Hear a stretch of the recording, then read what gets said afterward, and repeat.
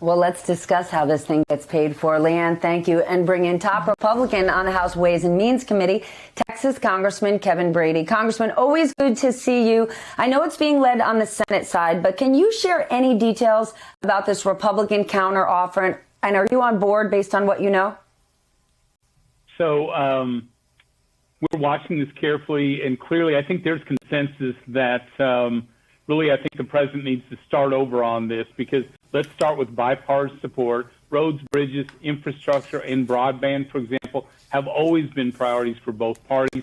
We've always worked together on those issues.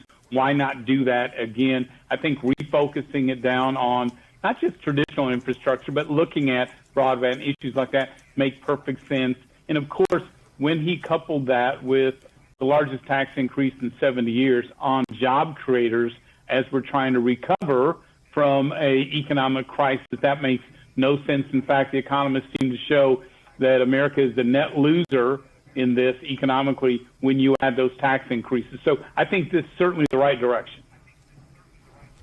Well, let's talk through that, because even though we would get a tax increase for corporates, it's still below where we were for corporates 4 years ago. If you don't like the idea of corporations paying more taxes to pay for this infrastructure bill, where would we get the money from? Who pays?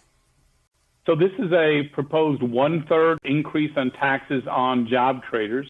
It would be a rate worse than China and the same as Syria. It will mean slower growth and hiring here. It will mean more jobs moving overseas. Then how do you want to pay for it? We'll see a second wave. But the point is, I think we'll see a second wave of U.S. companies moving overseas. Here is where I would focus. Infrastructure, especially roads and bridges, has always been tied to user fees. I would look at that. Secondly, we don't make very good use of a lot of our incentives right now. I think our private activity bonds need to be refocused on infrastructure. I think we look at our bonding abilities. And the other thing, Stephanie, as you know, there is a ton of private capital around that would love to invest in America's infrastructure. We don't do it as strongly as many other countries do. I say let's draw this private capital into these solutions. It doesn't always have to be government taxes. All right. Here's a question for you.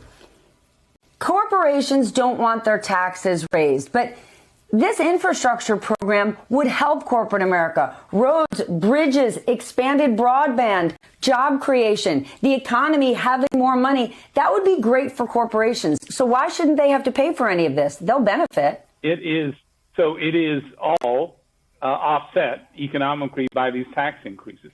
Over the long term, infrastructure does help us grow the economy. Not so much over the short term. Long term, it does. But the tax increases, as you know, land not on the corporations. They don't pay it. They collect it. Lands on their workers, on their customers with price increases, on families counting on it for retirement. And again, there's no question when our tax rate is so much worse than our global competitors, you know, you're going to see companies moving overseas. And I will tell you the Tax Cuts and Jobs Act, whether you agree with it or not, it ended that the inversions, as we call it, companies moving headquarters, manufacturing overseas.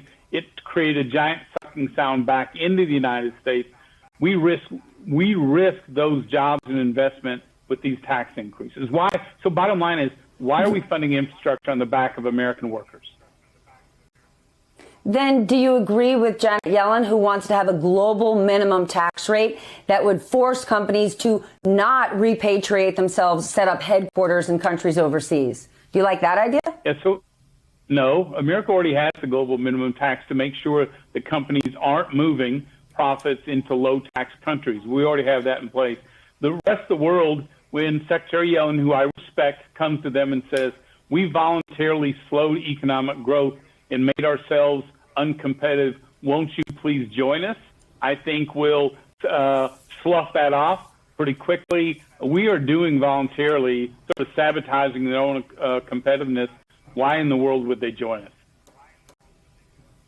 I have to ask you, we have seen shooting after shooting in the past month. I know it is not easy to get things done in terms of gun control, or gun reform, I should say, gun safety. But an overwhelming number of Americans want something done in terms of safety. You are retiring. You don't need to get elected again in the state of Texas. Is it time to take some sort of stand on guns? It is time to find real solutions, especially these mass shootings. Like I've not what? seen them in Washington. I really do think we need to focus more on keeping those guns out of the hands of the bad actors. None of these laws do that. The other thing, and I'm kind of hopeful here, we do not have a mental health care system. A lot of these mass shootings are tied to it. I think COVID, which created for the first time telemedicine and telehealth and ability to reach people when they're in crisis, I think this gives us an opportunity for both parties to sort of tackle what we haven't tackled, which is the mental health side of this is really driving this violence. And I think this could be a bipartisan approach. Then just before we go, you said you haven't seen a good plan in Washington. You don't have to wait to see it. You can write it. You're in office. What would be your plan to make us more safe in terms of guns? I would focus on making sure our background checks work better, that the information about bad actors, potential ones, are in there. They're not. Secondly, I would really focus on how do criminals and how do bad actors get those. That's been lost. And finally, as I said, I would really get aggressive on the mental health care side of things. Hey, thanks for watching our YouTube channel. You should know that you can follow today's top stories and breaking news and catch up on your favorite MSNBC shows all in one place. Download the NBC News app today.